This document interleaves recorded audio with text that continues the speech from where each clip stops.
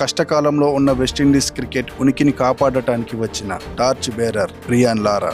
1917 టైంలో వెస్టిండీస్ చాలా స్ట్రాంగ్ గా ఉండి వరల్డ్ క్రికెట్ ని రూల్ చేసింది. కానీ 1990s కి వచ్చేసరికి వెస్టిండీస్ క్రికెట్ స్లోగా డౌన్ అయిపోయింది. అప్పుడు వెస్టిండీస్ కి ఒక హీరో కావాలి. సరిగ్గా అదే టైంలో ఎంట్రీ ఇచ్చాడు బ్రియాన్ లారా. బ్రియాన్ లారా వచ్చిన తర్వాతే మళ్ళీ West Indies, Australia, south Africa, England లాంటి స్ట్రాంగ్ టీమ్స్ మీద మ్యాచ్లు గెలిచారు. వీక్ గా ఉన్న వెస్టిండీస్ టీంలో లారా వన్ మ్యాన్ ఆర్మీలా ఉండేవాడు.